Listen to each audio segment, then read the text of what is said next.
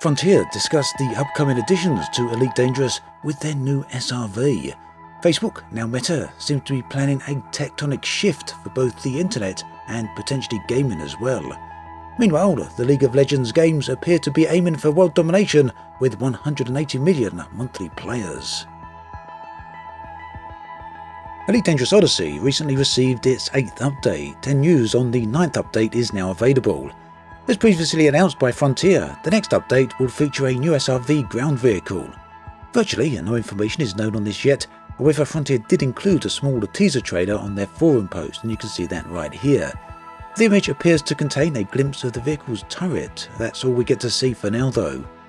It is already known from previous information that this will be a two-seater SRV with a focus on combat. Based upon what has been said so far, it appears the vehicle will be exclusive to Odyssey.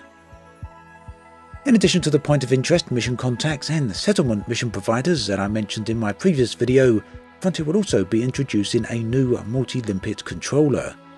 For those of you with long memories, you will remember Sandro Samarco, previous lead designer for Elite, discussing these many years ago. Currently, Elite has a multitude of limpet controller modules that can be fitted to your ship, one for each type of limpet function, so repair limpets, mining limpets, and all of the rest of those. The idea then is to create a universal limpet controller, which would allow a single module to control all the different types of limpets. There will be a trade-off with this however. The gain will be allowing players to control all limpets from a single module at the expense of that module not being as good per task as the dedicated modules. Meanwhile, in a new post on the official Elite forums today, Frontier updated players on the current issues with the most recent patch. These include certain mission types not working correctly, these being scavenger, reactivation and restore missions. The missions, however, have been fixed earlier today with a server-side patch. More information on the screen right here, and the full post is linked in the video description. The recent rebranding of Facebook to Meta has certainly shaken things up a bit. The idea of a metaverse has become a bit of a buzz this year, with a variety of different companies touching on the subject. In fact, I discussed the whole idea of a metaverse in a recent video, and you can see that linked on the screen right here. The link is also available in the video description.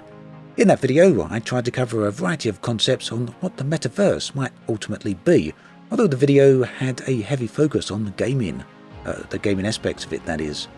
Do check that out if you're interested, and yeah, it also saves me on reiterating that content here.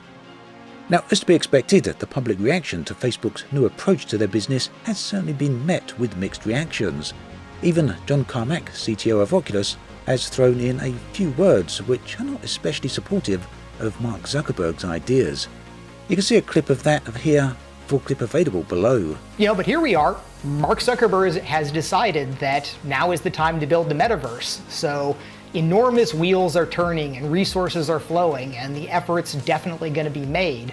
So the big challenge now is to try to take all of this energy and make sure it goes to something positive, and we're able to build something that has real near-term user value. Essentially, Carmack has some concerns about what people believe a metaverse could be, and that maybe money and time is being thrown into something that has yet to be fully researched. Either way, it's clear that Meta's vision will have an impact on at least one segment of gaming, which of course will be virtual reality. Meta has now dropped the Oculus brand, clearly because they want Meta to become synonymous with VR. In fact, a cynical person might conclude that the Meta name, along with its strong associations with Metaverse and VR concepts, could be viewed as a legal repositioning and perhaps even a grab of sorts on the whole Metaverse concept.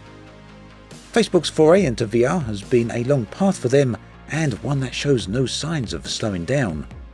The company clearly wants the tech in as many people's hands as possible, and to further push this, one of the largest hurdles for Facebook Meta-branded VR is now being removed. Zuckerberg confirmed that soon there will be alternative ways to log into Oculus headsets, and that a personal Facebook account will no longer be mandatory. Now that really is a great start, although I do have some concerns here. We all know Facebook are after data harvesting, and that's the way, Meta perhaps we should call them, data harvesting. That's why there's always been the Facebook account requirement. So, what would an alternative be? Would they be really prepared to give up all that information? Perhaps we could end up with something worse. You can never really know. In tangentially related news, it seems that nowadays the idea of a metaverse, gaming, cryptocurrency and non-fungible tokens often go hand in hand. Ubisoft are now getting in on the act with a new gaming branch that will focus on so-called play-to-earn games. And yes, I really think that play-to-earn is going to replace pay-to-win. In fact, this seems to be a recent and rapidly growing trend. There's a load of gaming startups such as Earth-2 and Star Atlas, just to name a couple of examples, who are leading the charge here. Here, the concept of the game is to play to earn.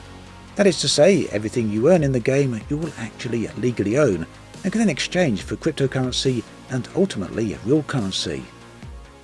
Let it be said though that many people feel the Star Atlas and Earth-2, as well as other projects of this nature, are complete scams. And even if they're not scams, then at best they become a difficult prospect to manage, both for end users as well as for companies. It's a very much a new paradigm here. And as such, even Valve have banned games that involve NFTs and cryptocurrency from Steam. Less scrupulous companies, however, appear to see the potential to make vast sums of money here. That means we can basically expect to see a load of games from Ubisoft that drive the idea of earning, buying and selling in-game commodities with real-world value. Incidentally, NFTs are also a key element for Meta's concept of a metaverse, so yeah, it seems to be going all hand in hand there. Meanwhile, in more traditional gaming circles, League of Legends and related games once again prove they are immensely popular.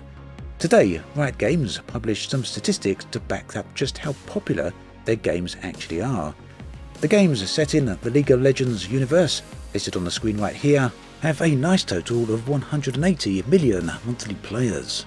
To give some context to this, that's more than the total active Steam players of around 120 million monthly players. So yep, whilst Facebook and Ubisoft look to the future and new alternative means of generating money, there's certainly plenty of room for these old games. Then again, Riot Games are also planning on entering the NFT market. So really, at this point, who knows where the games industry is heading? It certainly feels like it's on the cusp of some sort of massive change. As always, thanks for watching, and I'll catch you guys and girls next time.